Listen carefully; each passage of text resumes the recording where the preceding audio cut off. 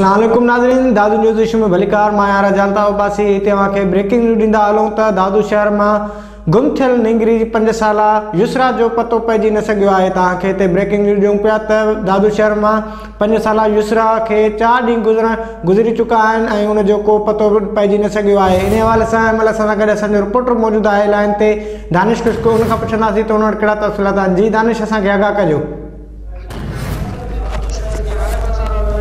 जिता 4 ॾींहं अॻु 5 साला युसरा धी बचल खुश्क है पुरस्कार तौर गुम थी वही हुई, जंहिं बाबति मुख़्तलिफ़ शहर के दादू शहर के मुख़्तलिफ़ इलाइक़नि तोड़े तालुकनि में पेना फ्लैक्स ऐं बैनर वग़ैरह लगाया विया आहिनि, निंगरी जा फोटो लगाया विया आहिनि।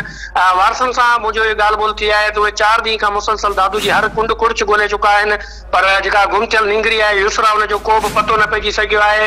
अॼु SSP दादू एजाज़ अहमद शेख ऐं DSP सिटी अब्दुल खालिक वगण उते वारसनि वटि पहुता, निंगरी जे वारसनि वटि जिन्हनि जेके बयान आहिनि उहे कलम बंदि कया आहिनि।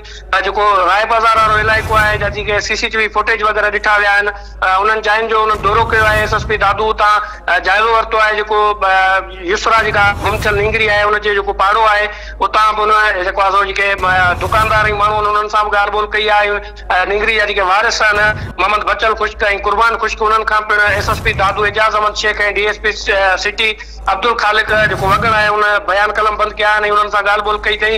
ऐं SSP दादू जॾहिं मीडिया सां ॻाल्हाईंदे इहो ॿुधायो आहे त निंगरी जी ॻोल्हा में पुलिस वारसनि सां मुकमल सहकार करे पई ऐं पुलिस पंहिंजा जेके समूरा वसाइल आहिनि उहे पिणु इस्तेमालु करे पई। जॾहिं त वारसनि सां जेका मुंहिंजी ॻाल्हि ॿोल थी आहे त वारिस जो चवणु आहे त असांखे कंहिं ते को शक वग़ैरह न आहे। अॻुवा जो निंगरी CCTV फुटेज में पंहिंजे पाड़े में खेॾंदे खेॾंदे ऐं टाई बाज़ार वारो रस्तो वठी सब्जी मंडी वारो रस्तो वठी निंगरी उन खां पोइ असांखे न लधी आहे, जंहिंजी ॻोल्हा असां मुसलसल कयूं पिया। निंगरी जा फोटू ऐं जेको आहे सो जेके नंबर वग़ैरह आहिनि वारसनि जा उहे सोशल मीडिया ते हींअर गर्दिश कनि पिया ऐं सोशल मीडिया ते निंगरी ॻोल्हा में पूरी सिंध मुतहरिक आहे। जॾहिं त पुलिस 24 कलाक गुज़रण बावजूद CCTV कैमरा जी मदद सां छोकिरी जी ॻोल्हा में अञा बि को सुराख न लॻाए सघी आहे। वारिस जेके आहिनि उहे इंतिहाई परेशान आहिनि। उन्हनि आला अख़्तियारनि खां मुतालबो कयो आहे, एहसासेदारनि खां मुतालबो कयो आहे त जेका 4 सालनि खां निंगरी गुम आहे 4 साला युसरा दी बचल खुश्क उन जी ॻोल्हा में एहसास इदारा थोरे जेके सिंध जूं सुजाग दुरियूं आहिनि उहे मदद कनि।